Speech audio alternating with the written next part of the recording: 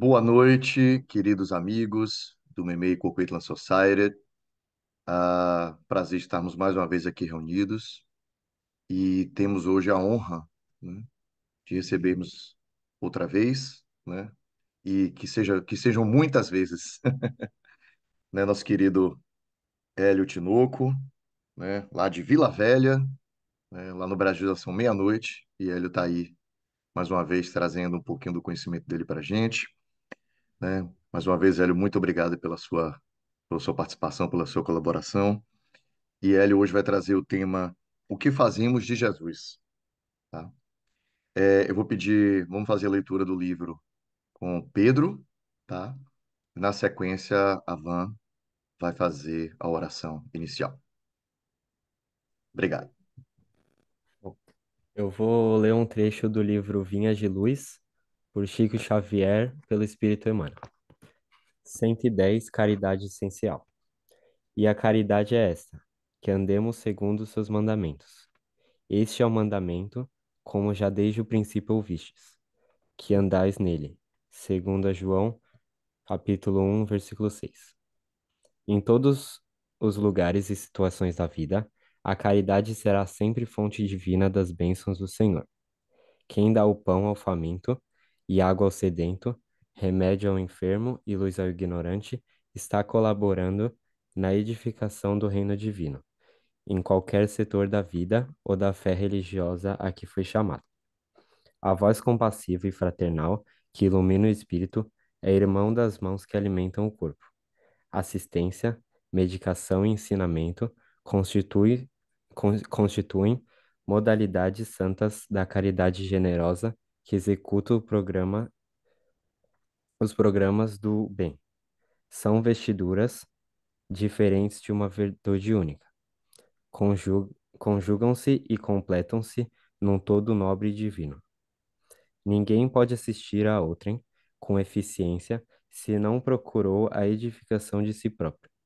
Ninguém medicará com, com proveito se não adquirir o espírito da boa vontade para que os que necessitam. E ninguém ensinará com segurança se não possui seu favor os atos do amor ao próximo no que refira à compreensão e ao auxílios fraternais. Em razão disso, as menores manifestações de caridade, nascidas da sincera disposição de servir com Jesus, são ativados, não, são atividades sagradas e indiscutíveis. Em todos os lugares serão sempre sublimes luzes de fraternidade, disseminando alegria, esperança, gratidão, conforto, intercessões benditas. Antes, porém, da caridade, que se manifesta exteriormente, nos variados setores da vida, pratiquemos a caridade essencial, sem o que não poderemos efetuar a edificação e redenção de nós mesmos. Trata-se da caridade de pensarmos, falarmos e agirmos segundo os ensinamentos do Divino Mestre, no Evangelho. É a caridade de vivermos verdadeiramente nele, para que ele viva em nós.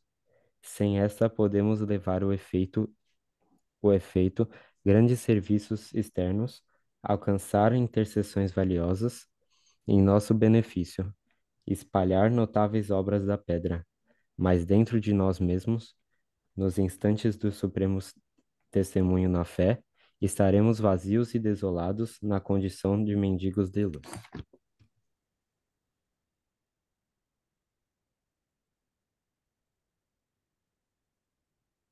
É Então, isso. obrigada, Pedro. Boa noite a todos. Agradecemos, então, ao nosso Mestre Jesus, de vamos aprender um pouco mais sobre ele, sobre o seu exemplo. Agradecendo aos nossos mentores por estarmos aqui, como os amigos disseram, utilizando a tecnologia para o bem, para unir os nossos corações e pensamentos apesar das distâncias físicas. E que, refletindo sobre a mensagem lida e também pensando nesse momento, nesse mês tão especial que celebramos o nascimento do Mestre Jesus, possamos encher os nossos corações com os maiores e melhores sentimentos de fraternidade, caridade, amor e empatia para conosco, em primeiro lugar, e para com o nosso próximo, no dia de hoje, no mês de hoje e para todo o ano que vem, e para que possamos ter ouvidos de ouvir o nosso amigo que irá falar um pouco mais sobre o nosso mestre. Obrigada, Senhor, que tenhamos uma boa palestra, que assim seja. Graças a Deus, que assim seja. Você.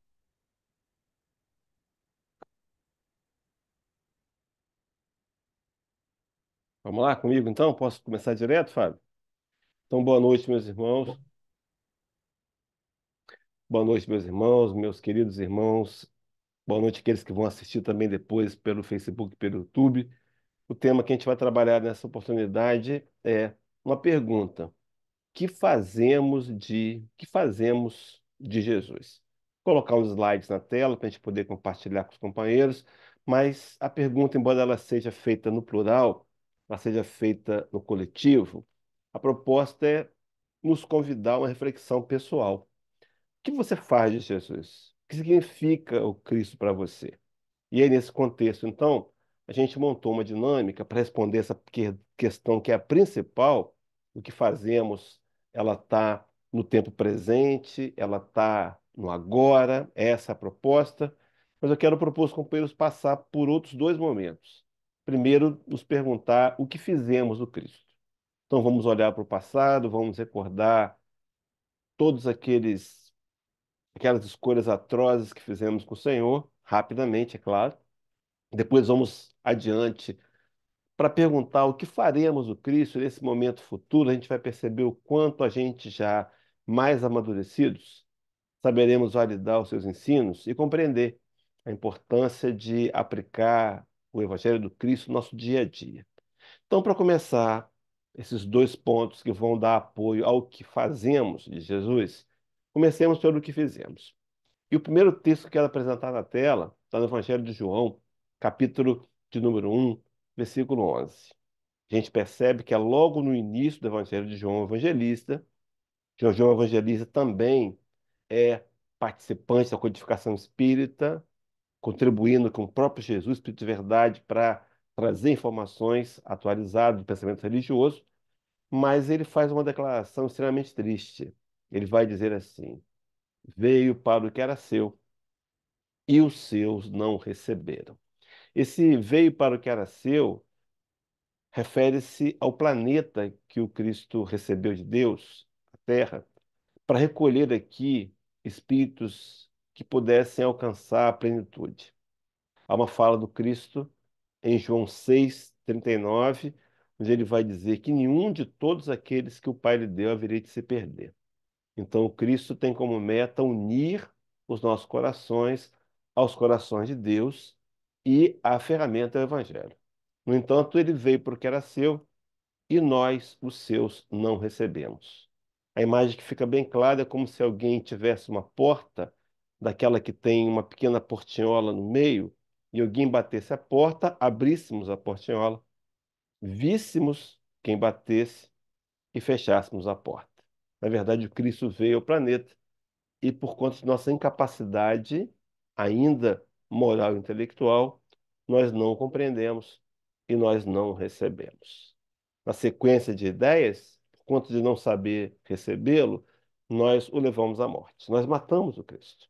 Eu digo nós, meus irmãos, porque, na verdade, Emmanuel tem uma literatura chamada Inspiração, onde ele vai dizer que nós somos herdeiros de nós mesmos. Mas voltando para a morte do Cristo, capítulo 15 do Evangelho de Marcos, de 1 a 17, há aquela narrativa do encontro de Jesus com Pôncio Pilatos. Pôncio Pilatos, governador da Galileia, governador da Judéia, tinha que dar o aval para a condenação já feita pelo Sinédrio. O poder judiciário dos judeus não tinha, na verdade, legalidade. Eles julgaram o Cristo, condenado o Cristo como traidor, como herege, mas ele tinha que passar pelo crivo do Império Romano. E o Cristo é apresentado a Pilatos, Pilatos conversa, faz um inquérito e disse para aqueles homens que nada havia no Senhor para que pudesse ser levado à morte.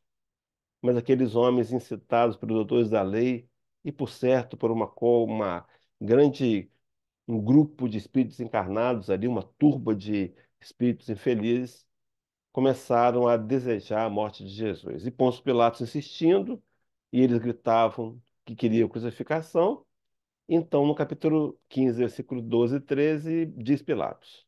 E Pilatos respondendo, lhes disse outra vez. Esse outra vez defraga, então, que naquele momento Pilatos insistiu para que não o crucificasse. E faz a pergunta: que quereis, pois, que faça daquele a quem chamais Rei dos Judeus? Naqueles dias nós gritamos: crucificam, crucificam, crucificam. Então o Cristo veio ao planeta e no passado nós matamos Jesus. Como se tê-lo matado não fosse suficiente, mais tarde, no ano 300, nós traímos de novo. Traímos quando, em nome do poder, do ganho imediato, em nome de privilégios, da ganância, nós aceitamos uma posição oferecida pelo imperador romano Constantino, que adotou o espiritismo, o cristianismo como religião oficial do Império Romano, e nós nos vendemos em nome de um lugar na corte, uma cadeira confortável, status, comida na mesa, uma cama confortável. Como se não bastasse essa nova traição, final do século XI, XII, XIII, nós montamos uma força militar aos moldes dos romanos e matamos em nome daquele que veio ensinar o amor e a paz.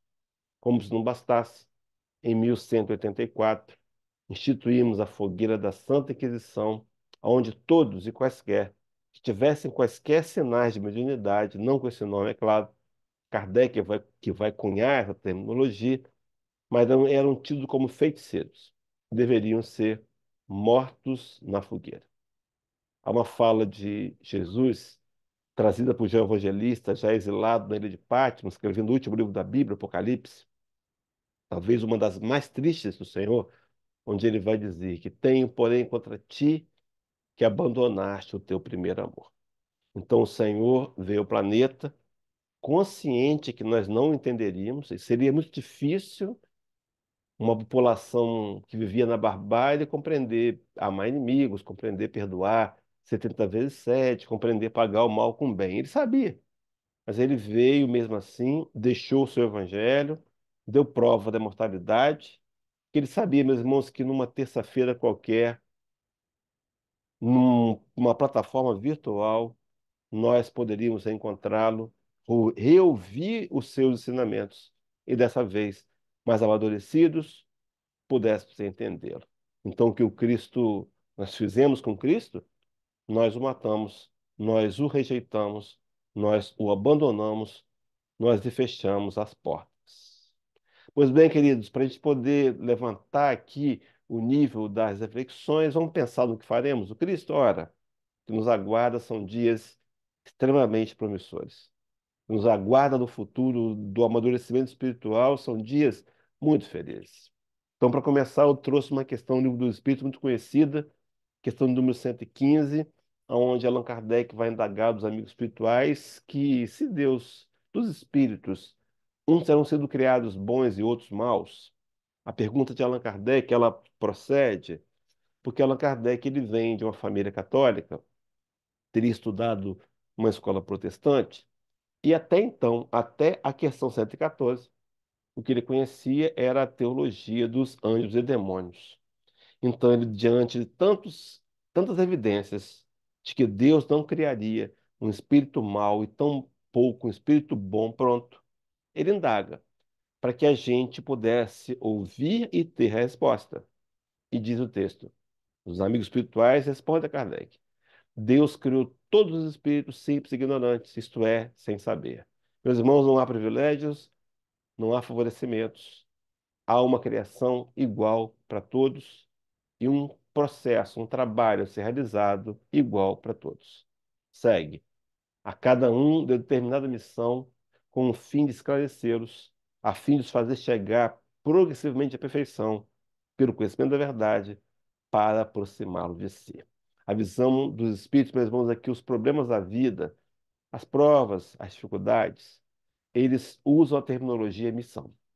Então, os problemas da vida são missões que devem nos esclarecer para que eu possa me fortalecer e chegar progressivamente à perfeição, para me aproximar de Deus. Então, algumas vezes, na infantilidade do espírito mortal, ainda em trânsito pelo mundo físico, ele se revolta com os problemas, quando na verdade deveria olhar por detrás dos problemas quais são os benefícios ocultos para o progresso do espírito que os problemas apresentam. Mas, enfim, ele chegaria progressivamente à perfeição moral. Me lembrei de uma fala de Paulo de Tarso, escrevendo a carta aos Filipenses, capítulo 2, um texto um tanto quanto longo, vou lê-lo rapidamente, fazer poucas considerações, de 5 a 11.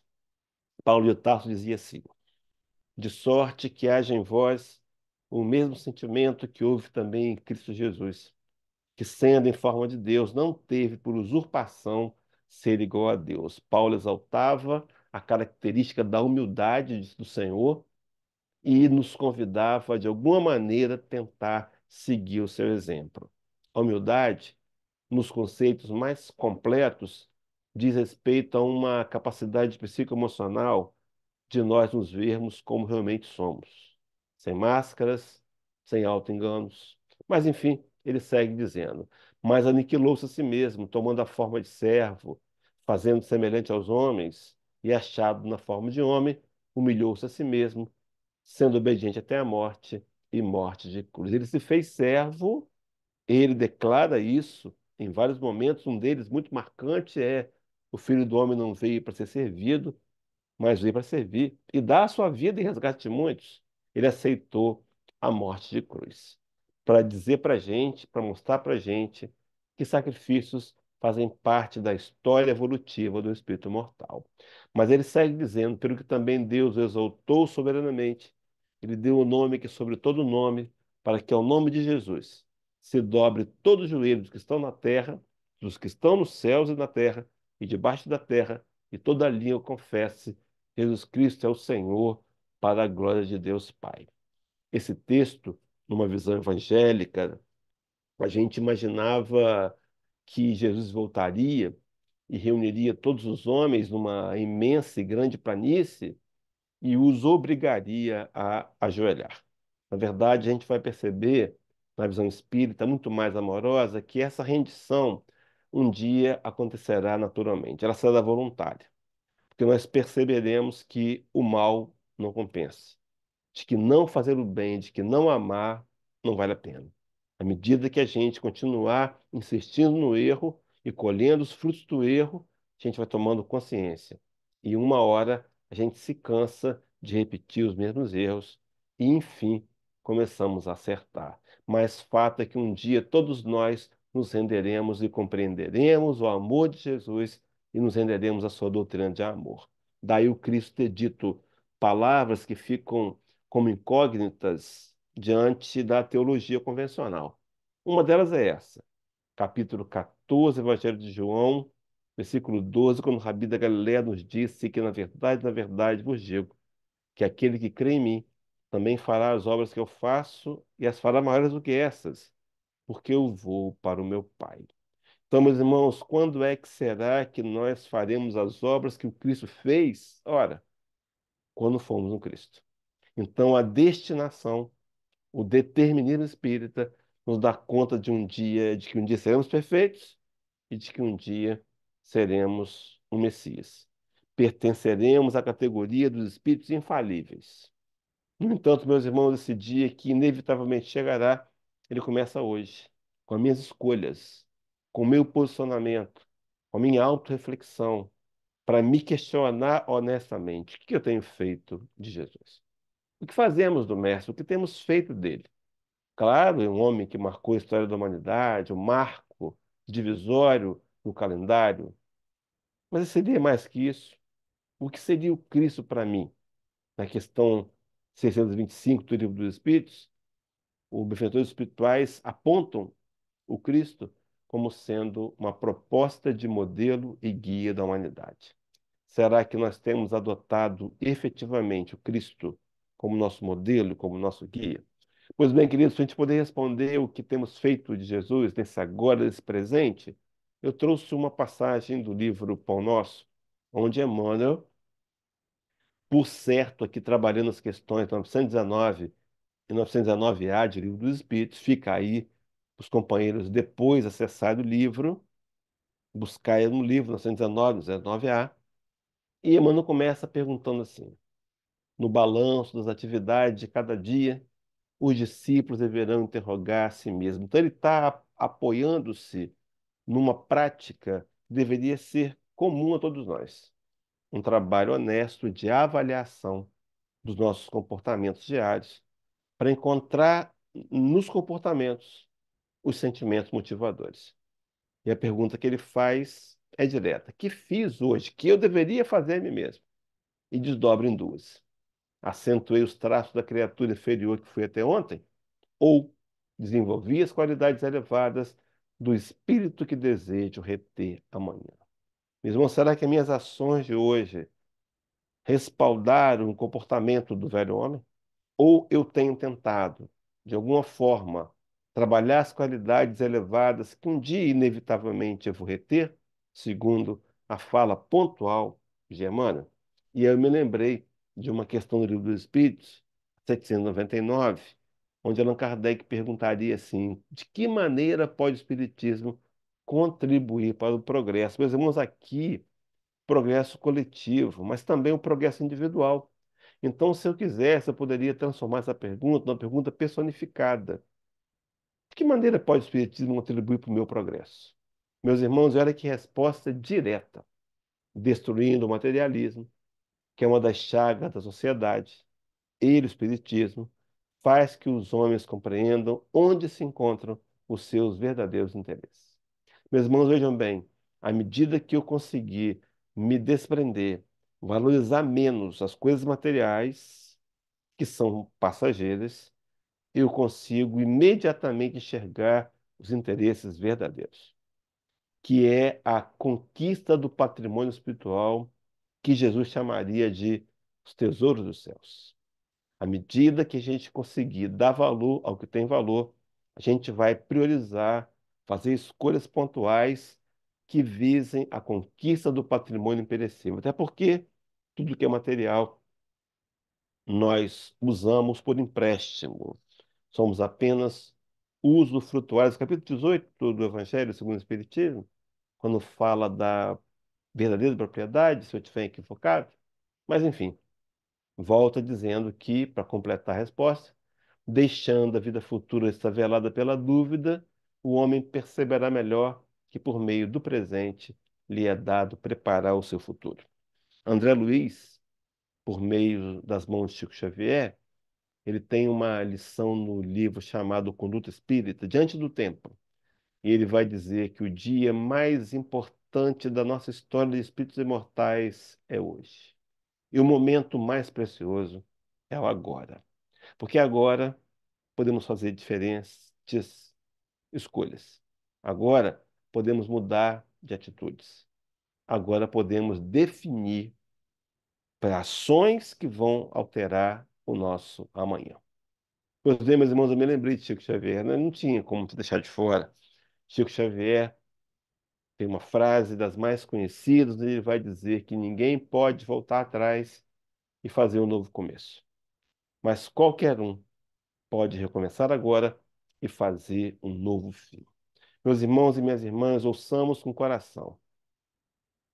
Nosso passado equivocado, de erros, de delitos, matamos a Jesus, não pode ser alterado. Nós o fizemos. Era o que éramos. Era a consciência que tínhamos, que nos levou à decisão que tomamos. No entanto, o Senhor nos dá uma oportunidade nova. Porque, segundo Chico Xavier, qualquer um pode recomeçar agora, qualquer um somos nós. Eu, você, esses desencarnados que nos acompanham, muitos deles cobradores do passado, aqueles que foram trazidos ao centro espírita para também, à distância, serem orientados, mas qualquer um pode recomeçar agora e fazer um novo filme. Então a história pode mudar. Nós podemos mudar. É uma frase atribuída a Benjamin Franklin, onde ele vai dizer que a maior loucura que um homem pode fazer é de continuar repetindo aquilo que ele sempre fez e esperar novos resultados. Se eu olhar para a minha história e me deparar com resultados que não me agradam, eu deveria colocar a mão na consciência e os pés no chão para entender que esses resultados são frutos das minhas escolhas. E se eu quiser mudar os resultados, eu preciso mudar as escolhas. Se o plantio foi espinhos e agora eu tenho colhido feridas, eu posso plantar flores e colher saúde mental e emocional. Mas, enfim, avançando, o Cristo nos deixou um parâmetro de autoavaliação para a gente compreender, para a gente avaliar se o amamos profundamente. E o parâmetro é: mas a hora vem, e agora é, em que os verdadeiros adoradores adorarão o Pai em espírito e em verdade. Porque o Pai procura a tais que assim o adorem. Mas, irmãos, será que nós entendemos a questão de adorar em espírito e verdade? Quando eu adoro espírito, na visão espírita, é entender com plena consciência de que nós somos imortais. Estamos numa experiência humana, mas somos espíritos. Essa é a adoração de espírito. E adoração é verdade. Quando a gente consegue honestamente abrir o coração e nos colocarmos diante de Deus. Dizer o que sentimos, como percebemos, dizer que o erro que cometemos já nos incomoda. Essa é a oração do adorador que adora em verdade. E aí o Cristo, agora sim, capítulo 14 de João, versículo 21, deixa um parâmetro de avaliação para que eu entenda se eu amo o Senhor ou não. E o texto diz assim: aquele que tem os meus mandamentos e os guarda, esse é o que me ama. E aquele que me ama será amado por meu Pai, eu também o amarei e me manifestarei a ele. Meus irmãos, quem ama o Senhor, aquele que me ama, guarda os meus mandamentos. Será que nós temos pelo menos tentado guardar? Será que eu tenho tentado perdoar os adversários? Será que eu tenho tentado amar os inimigos? Será que eu tenho tentado pagar o mal com o bem? Será que eu tenho tentado, para ser grande no reino de Deus, me tornar aquele que me ofereça ao serviço voluntário? Será que eu tenho de fato tentado no meu dia a dia externar o amor ensinado por Jesus? O Cristo nos deixou o seu evangelho. A pergunta de Pilatos já foi respondida, mas ela ecoa em nossos corações. Que quereis, pois, que faça daquele a quem chamais rei dos judeus? Quase 2000 anos, há uma literatura paralela espírita que não tem o aval da FEB, mas parece que Pilatos já se converteu. Mas a pergunta numa outra tradução da Bíblia é: o que faremos de Jesus, chamado Cristo? Meus irmãos, o que nós podemos fazer de Jesus? Dessa vez podemos validá-lo, podemos aceitar os seus ditames, podemos compreender que o único meio de provar que o amamos será ouvir, entender e praticar seus mandamentos. E dentre os mais importantes, ele nos convida a nos amarmos uns aos outros da forma que ele nos amou. Eu quero concluir lembrando aquela parábola do sermão profético, aquela parábola onde o Cristo narra a parábola do grande juízo, a parábola do grande julgamento, quando um grupo vai estar à sua direita, outro grupo à sua esquerda. O grupo da esquerda serão aqueles que serão deportados da terra regenerada. Aqueles que não se qualificaram de ficar na terra, porque os habitantes daqui, segundo Allan Kardec na Gênesis capítulo 18, item 27, a geração nova, serão marcados pela passividade, pela justiça e pela fraternidade. Então, os que ficarão serão esses. E aos que estão à sua direita, o Senhor vai dizer: vinde, bendito de meu Pai, receber por herança o reino que está preparado desde a fundação do mundo, o reino preparado desde a fundação do mundo, a terra é regenerada. E diz por que que eles receberão. Tive fome, me deste de comer. A leitura que o Pedro fez. Tive sede, me deste de beber. Estava nu e me vestistes. Doente, preso, me visitastes. Forasteiro, me acolhestes. Então os justos por serem justos, perguntarão ao Senhor: mas, Senhor, quando foi, Senhor? Quando foi que eu lhe dei um alimento? Quando foi que eu lhe visitei no hospital? Quando foi que eu te levei um agasalho nos dias frios? E ele vai dizer: tudo quanto fizerdes a um desses meus irmãos, mesmo aos mais pequeninos, é a mim que o fizestes. Allan Kardec, por certo, também trabalhando com base nesse versículo, teria se inspirado para confabular o nosso lema: fora da caridade não há salvação. Meus irmãos, a ação de servir, de ajudar o próximo, voluntário, sem interesses, plenamente espontânea, é o único meio de aprendermos a amar. E a evolução moral depende do aprendizado do amor, daí Kardec ter incluído como caridade as palavras de Jesus como sendo meio de progresso para aprender a amar. Que a gente receba essa luz do Senhor, que emana do seu coração amoroso, que nos compreende, nos aceita como somos, que nos incentiva também a seguir adiante. E que se a pergunta de Pilatos se repetisse hoje: que faremos de Jesus chamado Cristo? A gente pudesse não repetir os erros do passado, mas acolhê-lo em nosso coração. Está chegando os dias que comemoraremos o Natal. Eu quero te perguntar ou até te sugerir: transforma seu coração numa manjedoura, para que o Cristo possa, nascendo em você, influenciar os seus comportamentos e lhe ajudar em sua caminhada em busca de ascensão e de felicidade. Então, que Deus abençoe a todos nós. Fica aqui a minha gratidão pelo convite. Quero convidá-los a nos unirmos em preces, fechar nossos olhos. Se você preferir mantê-los abertos, não há problema algum. Se a imagem que está na tela te inspira, mas pensando no Cristo, digamos: Senhor, gratidão, mestre amigo, porque nós podemos acessar a internet, porque os nossos corações priorizaram vir até aqui, essa sala virtual do Zoom, para mais uma vez ouvir as mesmas tuas palavras que lá atrás não conseguimos entender. Gratidão, Senhor, pela oportunidade nova que nos dá de revermos conceitos, de olhar para a gente mesmo e de procurar aceitar os ditames do seu evangelho de amor e de luz. Abençoa-nos, Jesus. Tu conheces cada coração presentes aqui, os que vão assistir pela internet depois.